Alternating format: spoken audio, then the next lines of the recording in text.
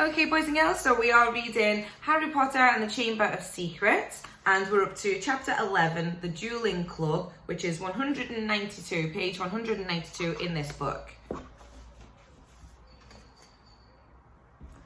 Harry woke up on Sunday morning to find the dormitory blazing with winter sunlight and his arm reboned but very stiff.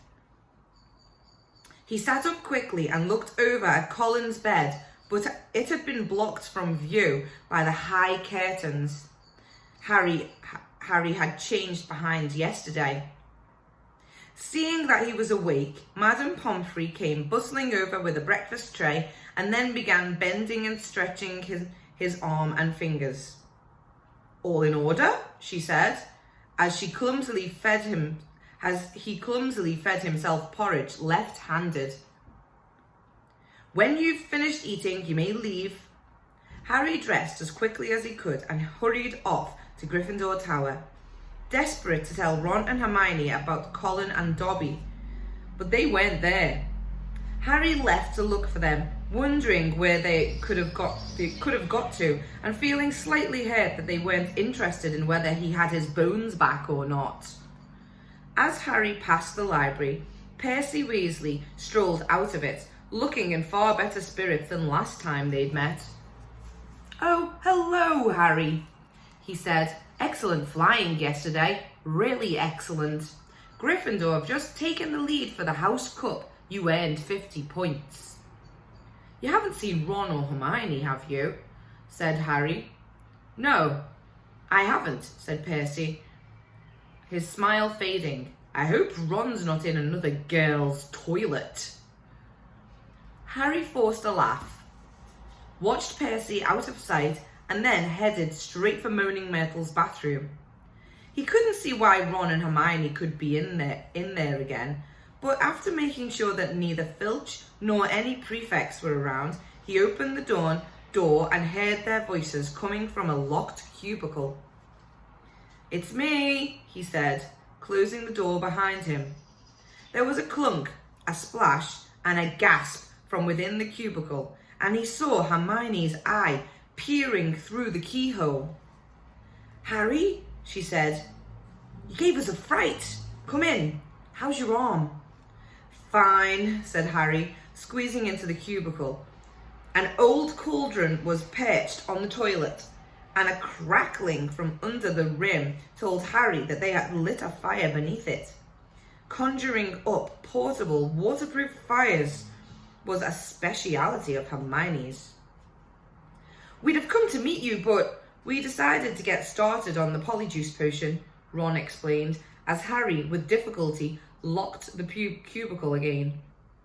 "We've decided this is the safest place to hide it." Harry started to tell them about Colin, but Hermione interrupted. "We already know. We heard Professor McGonagall telling Professor Flitwick this morning. That's why we decided we'd better get going." "The sooner we get a confession out of Malfoy, the better," snarled Ron. "Do you know what I think? He was in such a foul temper after the Quidditch match. He took it out on Colin." "There's something else," said Harry, watching Hermione tearing bundles of knotgrass and throwing them into the potion. "Dobby came to visit me in the middle of the night." Ron and Hermione looked up amazed. Harry told them everything Dobby had told him, or hadn't told him. Ron and Hermione listened with their mouths open. "The Chamber of Secrets has been opened before," said Hermione.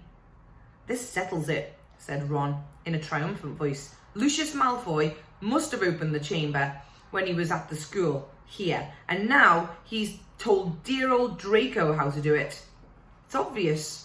Wish Dobby had told you what kind of monster's in there, though.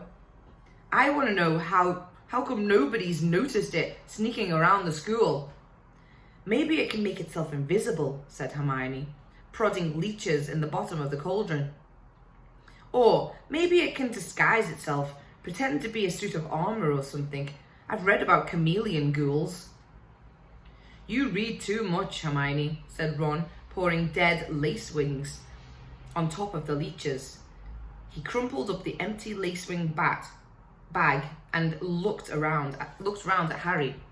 "So Dobby stopped us getting on the train and broke your arm?" He shook his head. "You know what, Harry? If he doesn't stop trying to save your life, he's going to kill you." The news that Colin Creevey had been attacked and was now lying as though dead in hospital wing had spread through the entire school by Monday morning. The air was suddenly thick with rumour and suspicion. The first years were now moving around the castle in tight-knit groups, as though scared they would be attacked if they ventured forth alone. Ginny Weasley, who sat next to Colin Creevey in charms, was distraught. But Harry felt that Fred and George were going the wrong way about cheering her up. They were taking it in turns to cover themselves with fur or boils and jump out at her from behind statues. They only stopped when Percy, apologetic with rage, told them he was going to write to Mrs. Weasley and tell her Ginny was having nightmares. Meanwhile, hidden from the teachers, a roaring trade in talismans, amulets, and other protective devices was sweeping the school. Neville Longbottom bought a large, evil-smelling green onion, a pointed purple crystal, and a rotting newt tail before the other Gryffindor boys pointed out that he was in no danger. He was a pureblood and therefore unlikely to be attacked. They went for Filch first, Neville said, his face round, fearful, and everyone knows I'm almost a squib. In the second week of December, Professor McGonagall came around as usual, collecting names of those who would be staying at school for Christmas. Harry, Ron and Hermione signed her list. They had heard that Malfoy was staying, which struck them as very suspicious. The holidays would be the perfect time to use the Polyjuice potion and try to worm a confession out of him. Unfortunately, the potion was only half finished. They still needed the bicorn horn and the boomslang skin, and the only place they were going to get them was from Snape's private stores. Harry privately felt he'd rather face Slytherin's legendary monster than have Snape catch him robbing his office. "What we need," said Hermione briskly, as Thursday afternoon's double potions lesson loomed nearer, "is a diversion.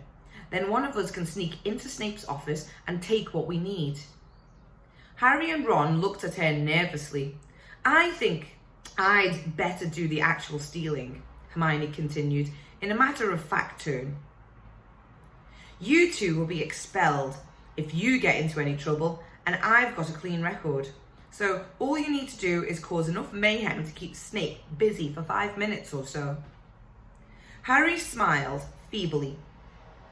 Deliberately causing mayhem in Snape's potions class was about as safe as poking a sleeping dragon in the eye. Potions lessons took place in one of the large dungeons. Thursday afternoon's lesson proceeded in the usual way.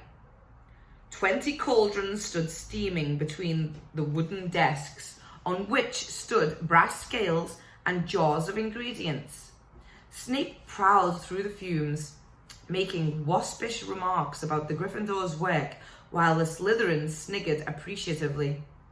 Draco Malfoy, who was Snape's favourite student, kept flicking pufferfish eyes at Ron and Harry, who knew that if they retaliated, they would get detention faster than they could say unfair. Harry's swelling solution was far too runny, but he had his mind on more important things. He was waiting for Hermione's signal, and he hardly listened as Snape paused to sneer at his watery potion. When Snape turned and walked off to bully Neville, Hermione caught Harry's eye and nodded. Harry ducked swiftly down behind his cauldron, pulled one of Fred's filibuster fireworks out of his pocket, and gave it a quick prod with his wand. The firework began to fizz and sputter. Knowing he had only seconds, Harry straightened up, took aim, and lobbed it into the air. It landed right on target in Goyle's cauldron. Goyle's potion exploded, showering the whole class. People shrieked as splashes of the swelling solution hit them. Malfoy got a faceful and his nose began to swell like a balloon. Goyle blundered around, his hands over his eyes, which had expanded to the size of dinner plates, while Snape was trying to restore calm and find out what had happened. Through the confusion, Harry saw Hermione slip quietly out of the door. "Silence! Silence!" Snape roared. "Anyone who has been splashed, come here for a deflating draft. When I find out who did this." Harry tried not to laugh as he watched Malfoy hurry forward, his head drooping with the weight of a nose like a small melon. As half the class lumbered up to Snape's desk, some weighed down with arms like clubs. Others unable to talk through gigantic puffed lips. Harry saw Hermione slide back into the dungeon, the front of her robes bulging. When everyone had taken a swig of the antidote and the various swellings had subsided, Snape swept over to Goyle's cauldron and scooped out the twisted black remains of the firework. There was a sudden hush. "If I ever find out who threw this," Snape whispered, "I shall make sure that person is expelled." Harry arranged his face into what he hoped was a puzzled expression. Snape was looking right at him, and the bell, which rang 10 minutes later, could not have been more welcome. "He knew it was me," Harry told Ron and Hermione as they hurried back to Moaning Myrtle's bathroom. "I could tell." Hermione threw the new ingredients into the cauldron and began to stir feverishly. "It'll be ready in a fortnight," she said happily. "Snape can't prove it was you," said Ron reassuringly to Harry. "What can he do?" "Knowing Snape, something foul," said Harry as the potion frothed and bubbled.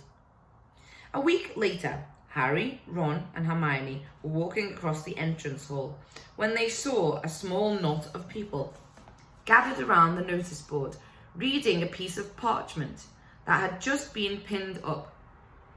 Seamus Finnegan and Dean Thomas beckoned them over, looking excited. "They're starting a dueling club," said Seamus. "First meeting tonight."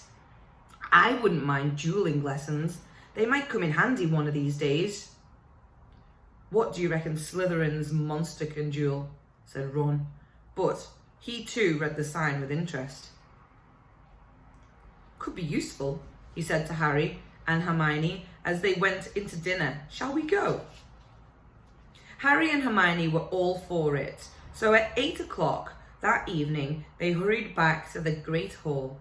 The long dining tables had vanished and a golden stage had appeared along one wall, lit by thousands of candles floating overhead. The ceiling was velvety black once more, and most of the school seemed to have packed beneath it, all carrying their wands and looking excited. "I wonder who'll be teaching us," said Hermione, as they edged into the chattering crowd.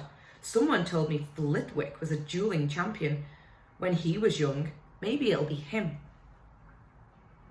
"As long as it's not," Harry began, but he ended on a groan. Gilderoy Lockhart was walking onto the stage, resplendent in robes of deep plum and accompanied by none other than Snape, wearing his usual black.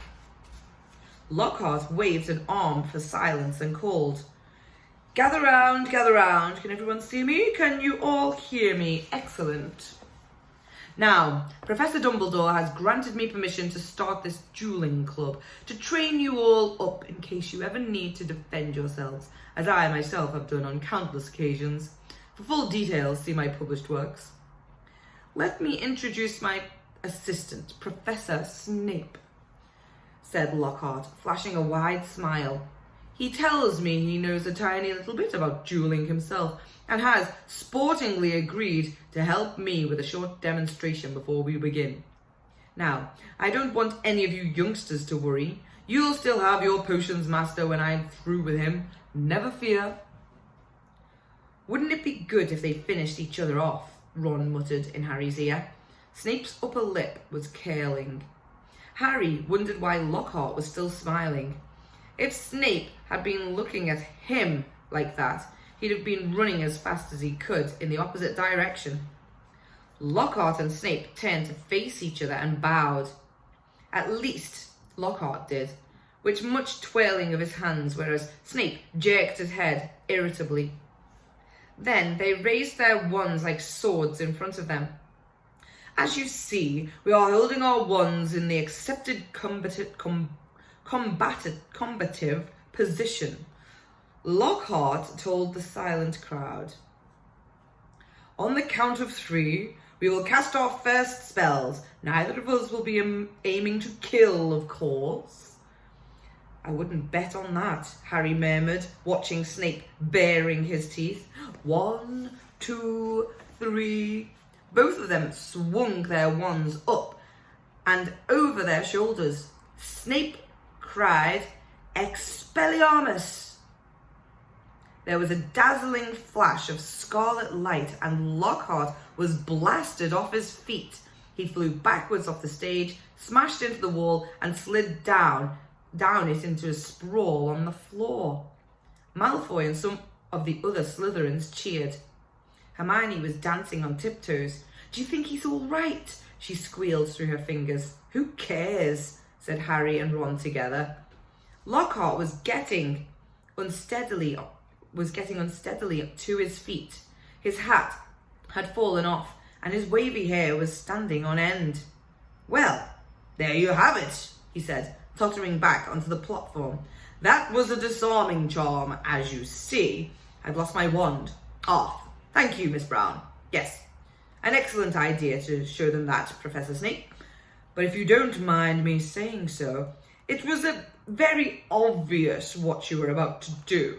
If I had wanted to stop you, it would have been only too easy. However, I felt it would be instructive to let them see. Snape was looking murderous. Possibly Lockhart had noticed, because he said, Enough demonstrating. I'm going to come among you now. Enough demonstrating. I'm going to come among you now and put you all into pairs. Professor Snape, if you'd like to help me. They moved through the crowd, matching up partners. Lockhart teamed Neville with Justin Finch-Fletchley, but Snape reached Harry and Ron first. Time to split up the dream team, I think, he sneered. Weasley, you can partner Finnegan. Potter. Harry moved automatically towards Hermione. I don't think so, said Snape, smiling coldly. Mr. Malfoy, come over here. Let's see what you make of the famous Potter. And you, Miss Granger, you can partner Miss Bulstrode. Malfoy strutted over, smirking.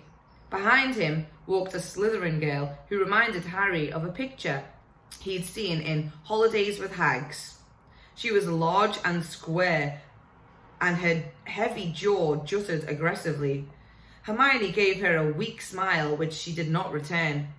Face your partners, called Lockhart back on the platform, and bow. Harry and Malfoy barely inclined their heads, not taking their eyes off each other. Wands at the ready, shouted Lockhart. When I count to 3, cast your charms to disarm your opponent. Only to disarm them. We don't want any accidents. 1, 2, 3. Harry swung his wand over his shoulder, but Malfoy had already started on 2. His spell hit Harry so hard he felt as though he'd been hit over the head with a saucepan. He stumbled, but everything still seemed to be working, and wasting no more time, Harry pointed his wand straight at Malfoy and shouted, Rictus Sempra! A jet of silver light hit Malfoy in the stomach, and he doubled up, wheezing. I said disarm only, Lockhart shouted, in alarm over the heads of the battling crowd. As Malfoy sank to his knees, Harry had hit him with a tickling charm, and he could barely move for laughing. Harry hung back with a vague feeling it would be unsporting to bewitch Malfoy while he was on the floor, but this was a mistake. Gasping for breath, Malfoy pointed his wand at Harry's knees, choked, "Tarantanglara!" And next second, Harry's legs had begun to jerk around out of his control in a kind of quick step. "Stop! Stop!" screamed Lockhart, but Snape took charge. "Finite incantatum," he shouted. Harry's feet stopped dancing, Malfoy stopped laughing, and they were able to look up. A haze of greenish smoke was hovering over the scene. Both Neville and Justin were lying on the floor, panting. Ron was holding up an ashen-faced Seamus, apologising for whatever his broken wand had done. But Hermione and Millicent Bulstrode was still moving. Millicent had Hermione in a headlock, and Hermione was whimpering in pain. Both their wands lay forgotten on the floor. Harry leapt forward and pulled Millicent off. It was difficult. She was a lot bigger than he was. "Dear, dear," said Lockhart, skittering through the crowd, looking at the aftermath of the duels. "Up you get. Macmillan, careful there. Miss Fawcett, Finch, pinch it hard. It'll stop bleeding in a second. Boot. I think I'd better teach you how to block unfriendly spells," said Lockhart. Standing flustered in the midst of the hall, he glanced at Snape, whose black eyes glinted, and looked quickly away. "Let's have a volunteer pair. Longbottom and Finch Fletchley. How about you?" "A bad idea, Professor Lockhart," said Snape, gliding over a large and malevolent bat. "Longbottom causes devastation with the simplest spells." Okay, boys and girls, we are going to stop there, and it was the end of the sentence at the top of page 204, and we will finish this chapter tomorrow. Okay, so we're going to stop the video there.